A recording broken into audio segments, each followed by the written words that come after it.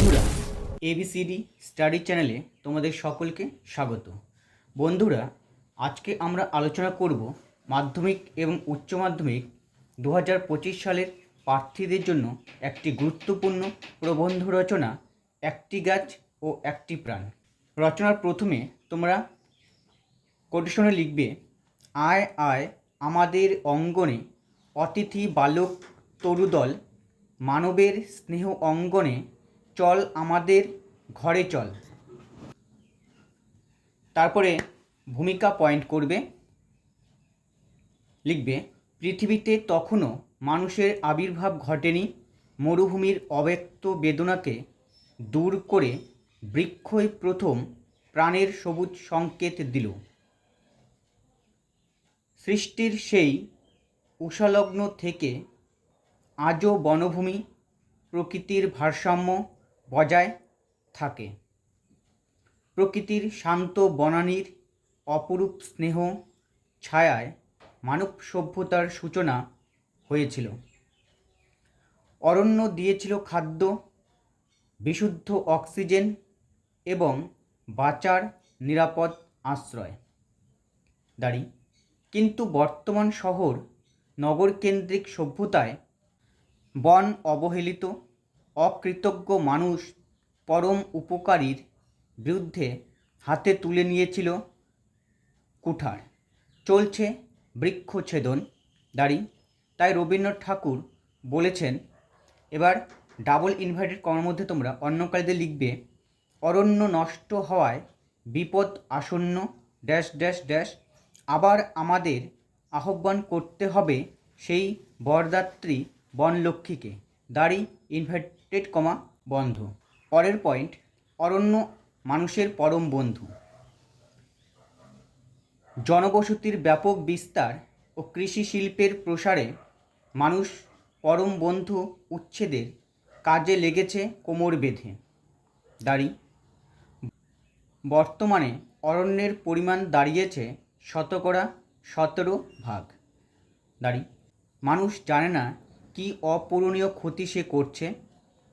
পৃথিবীর প্রাচীন সভ্যতাগুলি গড়ে উঠেছিল অরণ্যকে কেন্দ্র করে। যে অরণ্য বায়ুমণ্ডলে জলীয় বাষ্পের পরিমাণ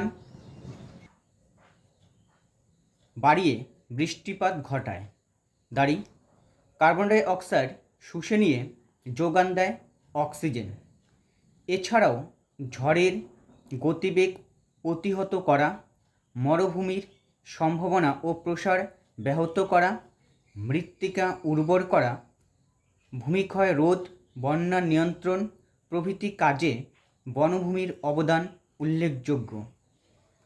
এমনকি জ্বালানি, আসবাবপত্র, ওষুধ, প্রসাধনী সামগ্রী তৈরিতে বনভূমির ভূমিকা অপরিসীম। পরের পয়েন্ট, দূষণপ্রবণ আধুনিক সভ্যতা ও অরণ্য নিধনের পরিণাম। মানব সভ্যতার অগ্রগতি যতই বেড়েছে, ভূমিক্ষয় ও মরুভূমির পরিণাম ততই বাড়ছে। ছড়াচ্ছে দূষণ, মানুষ আক্রান্ত হচ্ছে দুরারোগ্য ব্যাধিতে। হ্রাস পাচ্ছে বৃষ্টিপাত ও ব্যাহত হচ্ছে উৎপাদন। কমছে ভূগর্ভস্থ জল, ভূমিক্ষয় রোধ না হওয়ায় বাড়ছে বন্যা, আর বিলুপ্ত হচ্ছে বিভিন্ন প্রকার পশু পাখি। তাই এই যুগের কবি শক্তি চট্টোপাধ্যায় এর আন্তরিক আবেদন, ইনভার্টেড কমাতে লিখবে, মরু বিজয়ের কেতন ওরাও শূন্যে, হে প্রবল প্রাণ, ধূলিরে ধন্য করো করুণার পুণ্যে, হে কোমল প্রাণ। ইনভার্টেড কমা বন্ধ। পরের পয়েন্ট, বন সংরক্ষণের ব্যবস্থা। শিশুর জন্মদিন পালন করলেই যেমন দায়িত্ব শেষ হয় না, তেমনি বন মহোৎসব পালন করলেই বনের বৃদ্ধি ঘটে না। তাই চারাগাছের পুষ্টি ও বিকাশে লক্ষ্য রেখে উপযুক্ত ব্যবস্থা একান্ত জরুরি। বাদিকে 1 নম্বরে লিখবে, অরণ্যের অবাধ উচ্ছেদ রোধ। 2 নম্বরে লিখবে, নতুন চারাগাছ লাগানো ও তার পরিচর্যা। 3 নম্বর দিয়ে লিখবে, অপরিণত বৃক্ষছেদনে বাধা এবং নতুন বনভূমিতে পশুচারণ নিষিদ্ধ। 4 নম্বর দিয়ে লিখবে, অরণ্য বিষয়ক গবেষণার চেষ্টা করা। পরের পয়েন্ট, নতুন বনভূমি নীতি, বনসৃজন ও আমাদের কর্তব্য। 1988 সালে ডিসেম্বর মাসে ভারত সরকার 1/3 জায়গা জুড়ে বন সংরক্ষণের বিষয়টিকে ভারতীয় লক্ষ্য হিসেবে গ্রহণ করেছেন। দাঁড়ি পার্বত্য অঞ্চলে 2/3 এক সপ্তাহ কেন হবে না, এখানে যেন অনেক দিন থেকেই চলতে পারে বনসৃজন। বন মহোৎসব আমাদের সচেতন করে মাত্র, কিন্তু বৃক্ষরোপণের কাজে আমাদের এগিয়ে আসতে হবে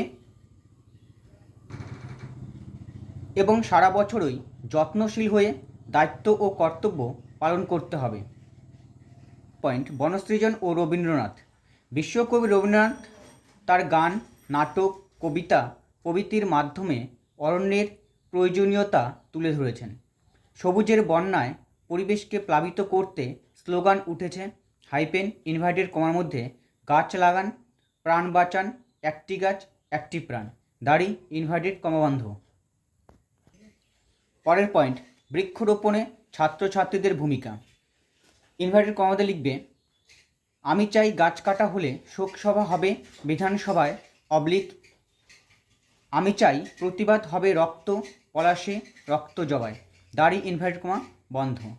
ছাত্ররাই আগামীর ভবিষ্যৎ, তাই আগামী পৃথিবীকে বাঁচিয়ে রাখতে বৃক্ষরোপণের গুরুদায়িত্ব প্রত্যেককে নিজের কাঁধে তুলে নিতে হবে, দাঁড়ি। একান্তই যদি গাছ কাটতে হয় তবে সেই জায়গায় একের বদলে 2টি চারাগাছ রোপণ করতে হবে এবং তার পরিচর্যার দায়িত্ব নিতে হবে, দাঁড়ি। একই সঙ্গে প্রতিবেশীদের সচেতন করার দায়িত্ব তুলে নিতে হবে নিজের কাঁধে, আর এভাবেই সচেতন করতে হবে গোটা সমাজকে, দাঁড়ি। সবার শেষ পয়েন্ট উপসংহার। বৃক্ষরোপণ ও সংরক্ষণের এই মহাযজ্ঞে, যজ্ঞে বানান ভুল আছে, ঠিক করে নেবে, যদি আমরা সফল হই তাহলে হয়তো আবার কোনো একদিন স্নিগ্ধ বাতাসে কোনো এক ভবিষ্যৎ প্রজন্ম শ্বাস নিতে পারবে। হয়তো আমরা সত্যি এই পৃথিবীর জীবকুল এক অমোঘ ধ্বংসের হাত থেকে রক্ষা করতে পারব। কবির ভাষায় ইনভার্টেড কমার মধ্যে এ বিশ্বকে এ শিশুর বাসযোগ্য করে যাব আমি নবজাতকের কাছে, এ আমার দৃঢ় অঙ্গীকার, দাঁড়ি ইনভার্টেড কমা বন্ধ। কেমন লাগলো বন্ধুরা আজকের আলোচনা? কমেন্টে জানাও। যদি আলোচনাটি ভালো লাগে তাহলে তোমাদের প্রিয় চ্যানেল ABCD স্টাডি চ্যানেলটিকে সাবস্ক্রাইব করো, শেয়ার করো। ধন্যবাদ।